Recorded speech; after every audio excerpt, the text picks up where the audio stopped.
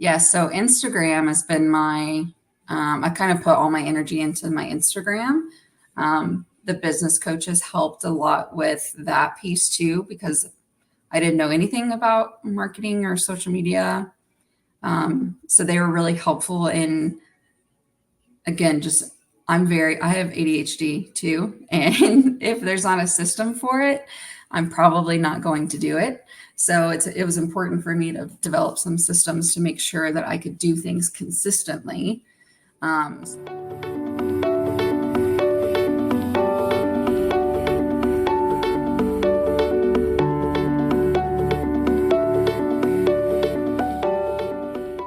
So hello, everyone, and welcome to RDs Thriving in Private Practice, where we share our collective wisdom about building a nutrition practice and get inspired. I'm Catherine Dittman. Joining me today is Tiffany Godwin. Tiffany owns Attuned Nutrition Therapy, a group practice based in Little Elm, Texas, providing in-person and online support. She uses a weight-neutral, food-inclusive approach to nutrition counseling for eating disorders and general wellness. Tiffany is set to launch a new training program for dietitians looking to enhance their skills working with patients with eating disorders this summer. Welcome, Tiffany. Thanks for joining. yeah, hi, thanks for having me. Yeah. So let's dive right in and hear a little bit about your journey to starting a private practice. What were you doing before, and some of that decision-making process? Yeah, so it's kind of a wild ride. So just bear with me. I had a really cool experience right out of my internship, my first job as a dietitian. I was hired on as the first dietitian at a mental health startup company. They had therapy, I believe they had psychiatry at the time as well, and they had day programs for mental health, so like PHP, IOP. They didn't know anything about what dietitians could do, which was good and bad, because they did give me a lot of freedom and support to do what I saw needed to happen, like meeting the needs of the clients that we had. So I got that really cool opportunity. And this was at the height of the pandemic. So like I think it was 2020, 2021. And the wait list for eating disorder treatment facilities, higher levels of care, was like 3 to 6 months long. It was wild. We could not get anyone into higher level of care. So we had a group of clients that really needed that support. We weren't able to get them in a timely fashion, and things just kind of started falling into place for us to open our own PHP IOP for eating disorders. So I got to kind of spearhead that whole project. So developing, implementing, getting the kitchen and the food and, all of that stuff. And we developed and launched. We ended up growing from just an adolescent group program to adults.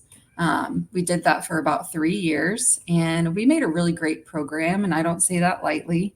I felt like we did a really good job of meeting clients exactly where they were at and what they needed at that time.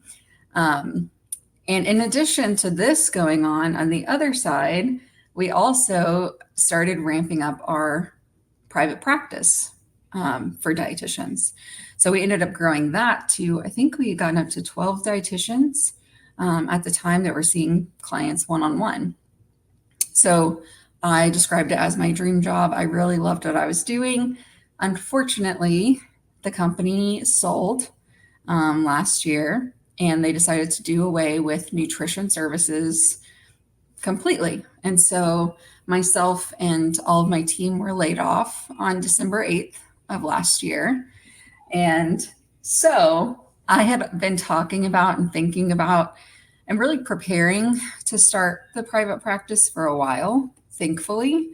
So I had a lot of things in place, and that was kind of the final push to say, all right, you don't have a choice now, you got to do it. So it was a little non-traditional and packaged in a not so pretty present with a bow on top, but sometimes we just need a little push to do it. Right. Well, I'm feeling really struck by one thing you said about initially when you started working with this group that they didn't really get what dietitians do. And it seems like you initially did such a great job of helping them to understand your value. Ultimately, I guess that they, I guess, reneged on that idea. I don't know how else to put that. But what I'm feeling struck with is the perseverance that it took for you, and I think for a lot of us, in constantly having to prove our worth over and over. And even when we feel like we've made it clear, it's still like, what are you guys not getting here? You know what I mean? Oh, So for sure. yeah, absolutely. And so here you are now in charge of this group that so is it you, or do you have a partner in this, or is it just you? So it's me, and I brought over a handful of dietitians who were also laid off with me. So Sarah Arsenault is on the team. She's located in the Austin area. And then Jordan Trahan is our other dietitian on the team. So it's just us three. And really just me full time. The other girls, they're doing full time stuff and seeing clients, on the side. Mm-hmm. Got it. Got it. Okay. So, and you've been in this particular group, Attuned Nutrition, yeah? Mm-hmm. Since, was it about December when you pivoted here? Yeah, I officially kind of, I took the holidays to kind of be with family and all that stuff. So really, I'm saying January is when we actually started taking clients.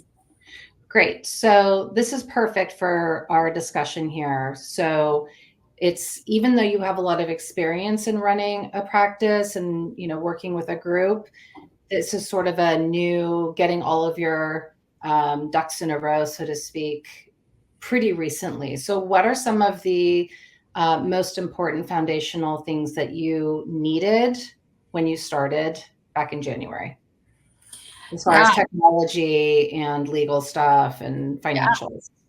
yeah. I think the very first thing I did was reached out to an accountant because that was the part that I had the least experience in. Um, So I reached out to an accountant who also has some legal knowledge, which was very helpful.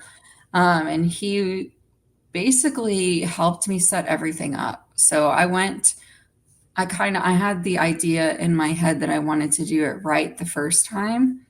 I didn't want to like piece things together because of my previous experience. I wanted to make sure we were kind of doing all the things that we needed to do.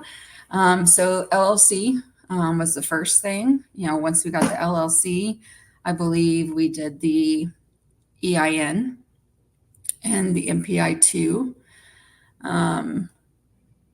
bank account. What else?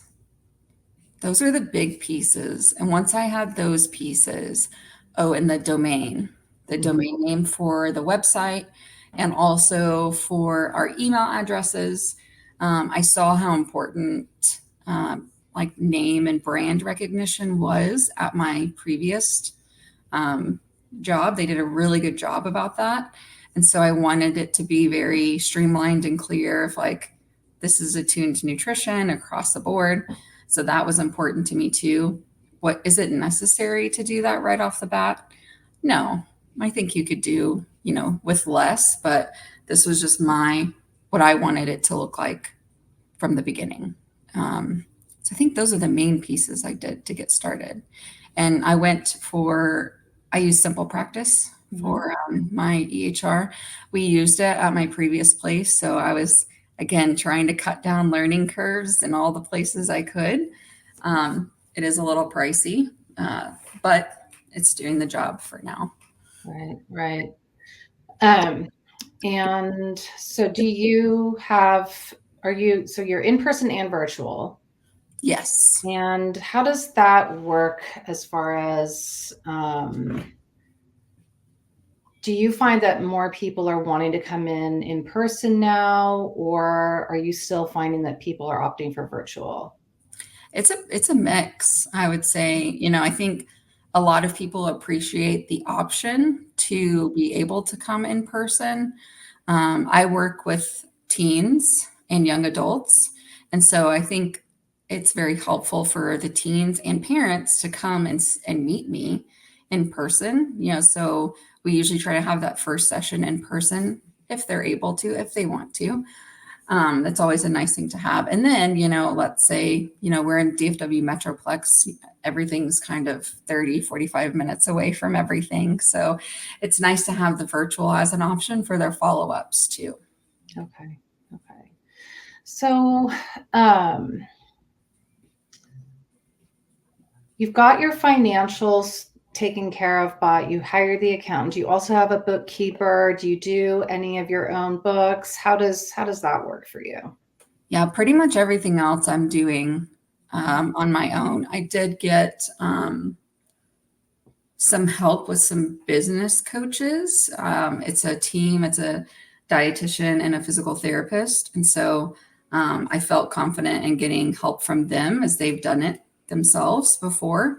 So I did get some help with them, and they provided some tools that were really pivotal to just being organized and systematically doing things. So that was super helpful and allowed me to kind of do my own bookkeeping for now until it becomes where I can't do it anymore, which I am anxiously awaiting that day to come.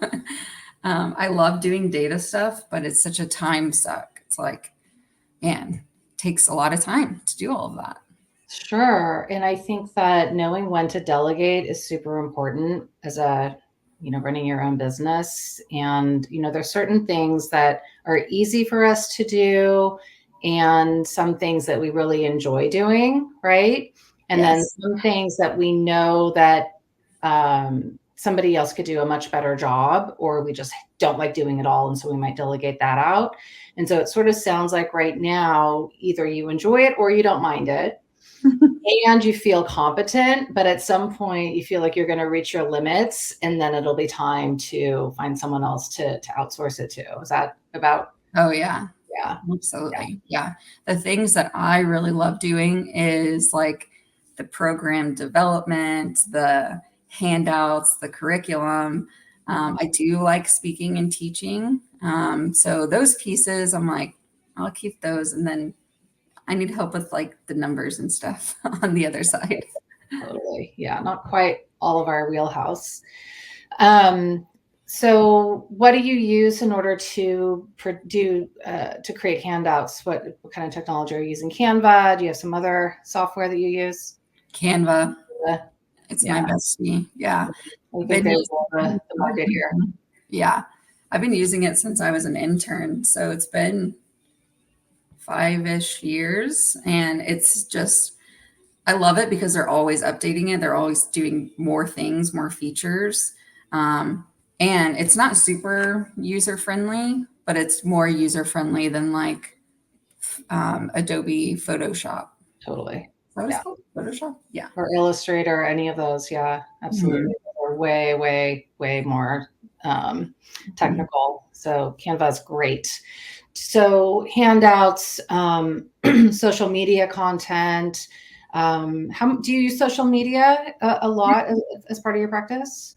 Yeah. So Instagram has been I kind of put all my energy into my Instagram.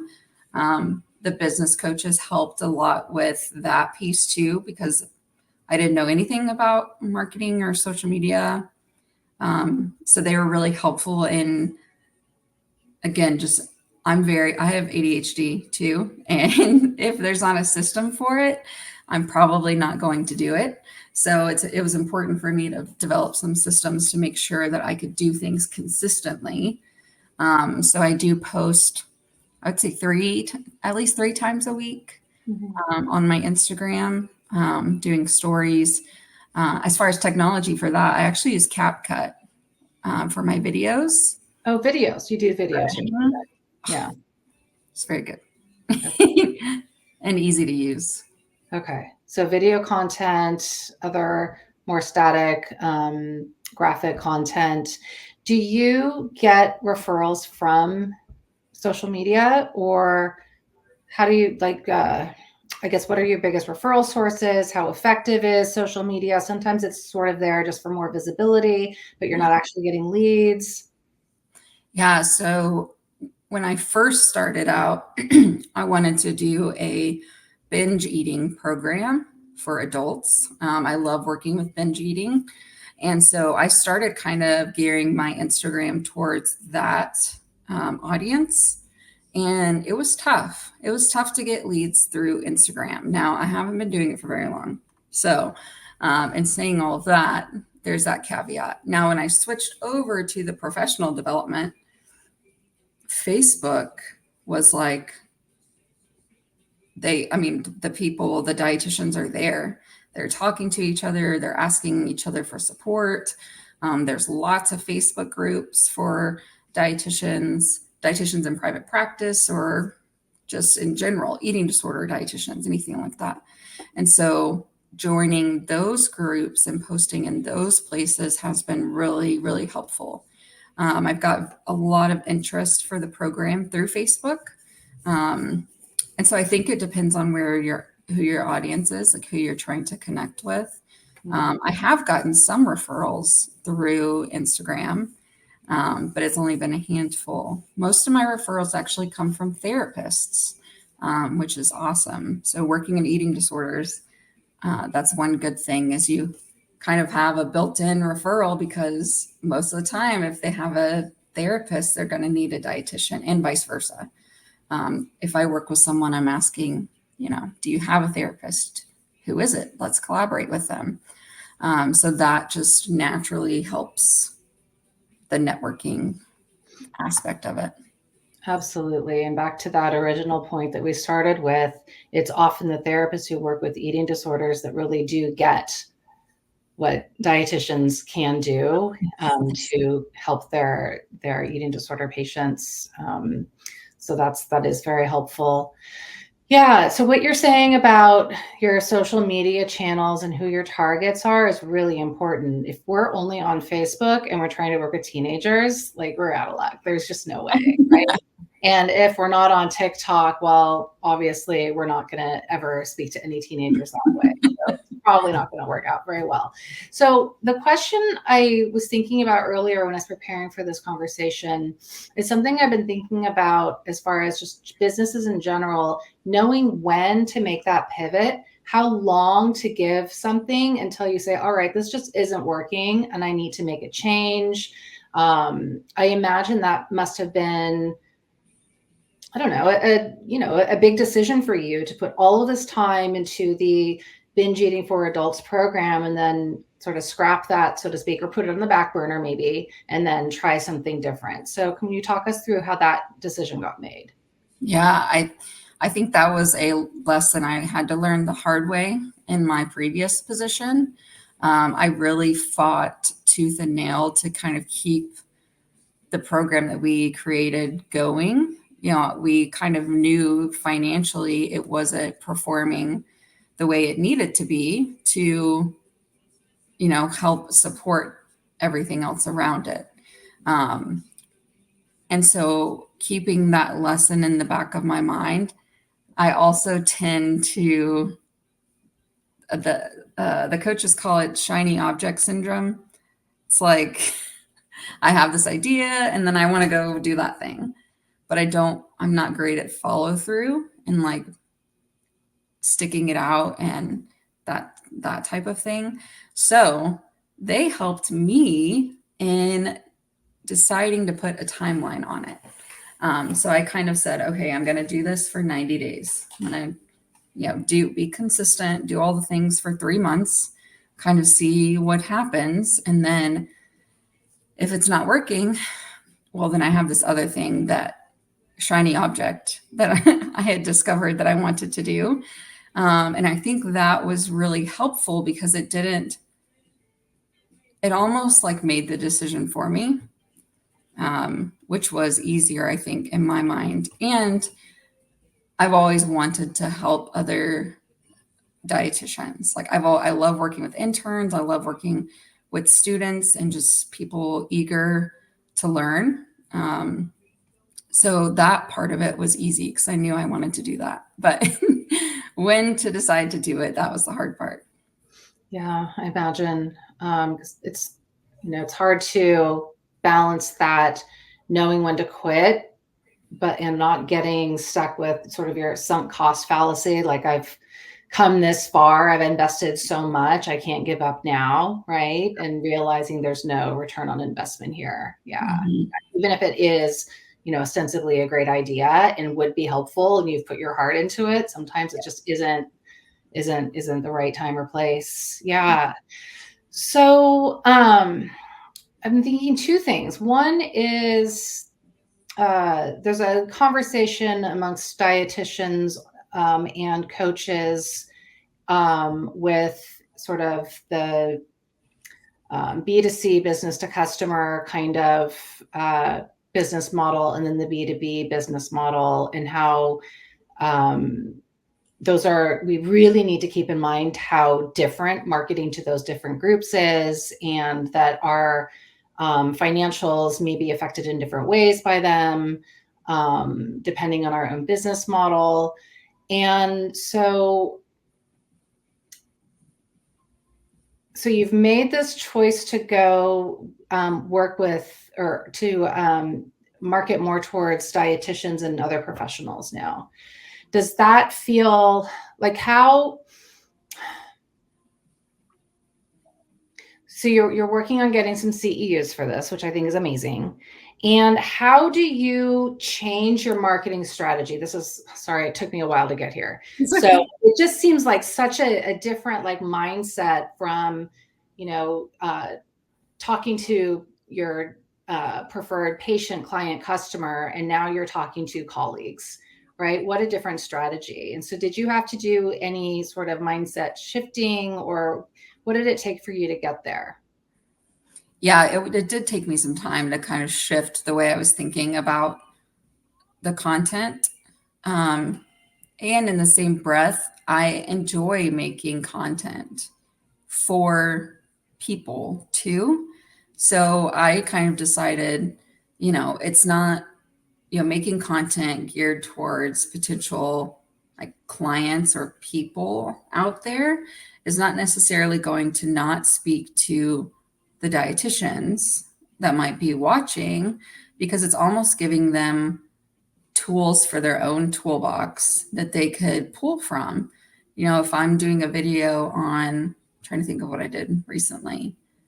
I've been doing I've been doing Lies Diet Culture Taught Us series. So I did one about putting dressing on vegetables. And then I did another one about, thin doesn't necessarily equal healthy. And so when I'm doing those videos and content, other dietitians can see that and say, oh, I like the way she worded that, or like, that's a great example, or, maybe I could send this to my client that's been struggling with this, So I decided, I don't know if it was the right move or not, I guess we'll see. I decided to continue making content like that and gearing some towards dietitians specifically. So I'll do a mixture of, I like to do specific scenarios. So some feedback I had got from dietitians, things that they really struggled with when working with eating disorders, is how to handle like all the big emotions that come up when talking about food with someone that has an eating disorder. And so I made a video kind of explaining a not helpful response and a helpful response. And so doing a mixture of those things has been helpful for me, because it doesn't get monotonous, and it doesn't seem like, like I gotta pull this thing out and do that.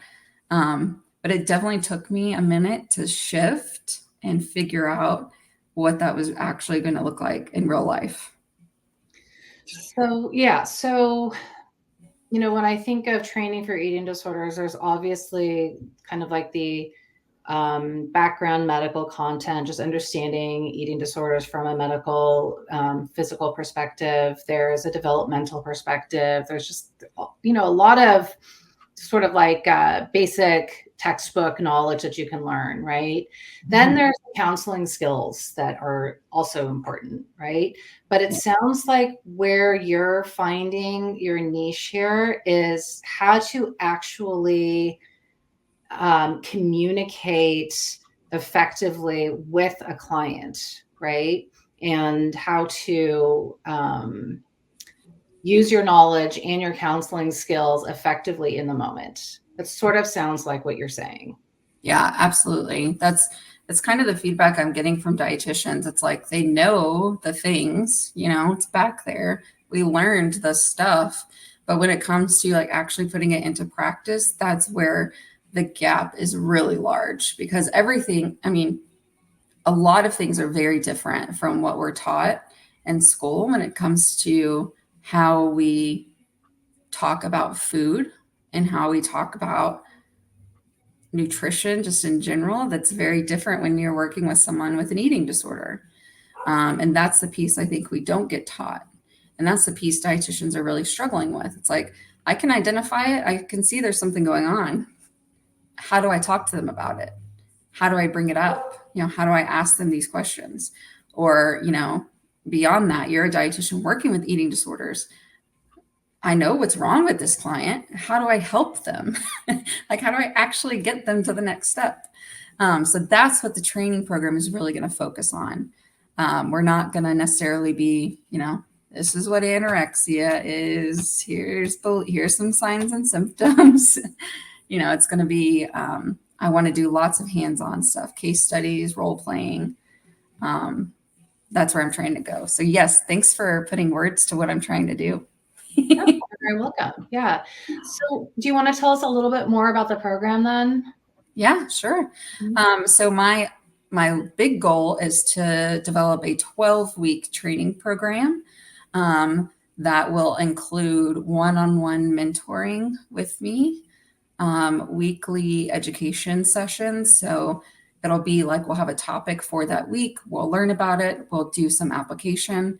And then there's also a live Q&A or a case consultation at the end of the week where, everyone who's been working with clients all week can kind of come back and say, hey, this is the things that I've noticed this week. What are some ideas? What have you guys done? Kind of a more group discussion. And in all of that will be, you'll be getting some resources. Each week there will be a resource that you get to keep. It would be, some of them are like at a glance sheets, like quick stuff. Some of it is activities you can do with your clients. Yeah, all kinds of stuff like that. So it's all virtual, one-on-one mentoring, the group education sessions. There's also a Facebook group for just kind of like networking and asking each other questions. What else? I think that's it. I think that's the program in a nutshell. Right now, I'm looking for a beta group. So a group of dietitians who are open to being part of the program, providing feedback, just to make sure that all this hard work that I'm doing is what dietitians actually need and not necessarily what I want to talk about or what I think they need. I've been doing this since 2017, and it's tough for me to remember what I didn't know then, because now it's second nature. So it's hard for me to know the gaps. So the beta group is going to be shortened 6 weeks, and it'll just be the hour-long education sessions and the hour-long live Q&A. And it's at a, promotional price that won't be offered once the whole shebang is put together. So that's what I've got going on right now. Right. So that sounds great. Who is your target dietitian? Is it someone who's brand new, someone who's already working in the field of eating disorders and is just needing, more support? Is it someone who's interested in maybe starting to work with this population? Yeah. So maybe have experience and feel like they want a little skill refresher. Yeah. So as I'm putting together the beta group, I haven't fully kind of niched it down to like what type of dietitian. Right now I'm looking for anyone who is really needing help in this area. Now, the people who are reaching out and saying, hey, I really need help with this, most of them are dietitians who maybe have seen a couple of eating disorder clients, that they're really wanting to feel confident and competent when they're working with those clients. And I'm getting dietitians who this was what they wanted to do when they first started. And then life took them a different direction. And now they're wanting to kind of get back to what they really wanted to do. So it's kind of a mixture of people. But, I think moving forward, that might be, different branches of the training. Like if you're brand new, you don't know anything about eating disorders, start here, and if you've been doing it, start here. So definitely ways to expand in the future. Yeah, this is very interesting. I think we need a variety of ways to continue learning about providing effective care. I think a lot of us that have been in working with eating disorders for a long time, having to see how treatment methods have changed over time and constantly having to change the way that we do things has been really important. So having a group of people consistently that you can, share ideas with and have not necessarily supervision, but have case consultation it's pretty important, especially when we're working in a mental health adjacent field. So yeah, I hope that you get all of the necessary information from your beta launch here, and that you come up with something great. Yeah. Yeah, very excited to get it started. Yeah. So, goodness. I think, so we're at the end of our time here, and I was just reviewing my set of questions here, and I think we've really hit on everything. I appreciate you sharing how you got to where you are, some of these pivots that you've had to make. And sometimes it pays to just get everything all just right at the same time rather than piece things together. So we all have a different way of doing things. And now at least you've got a platform to move from, rather than something that's kind of a little shaky ground where you're like, if this thing falls apart, the whole thing's going to tumble down. So yeah. Sure. Yeah. All right. Well, thank you. Thank you so much for joining us, Tiffany. And thank you everyone else who has been here live or watching the replay. And we will see you next time.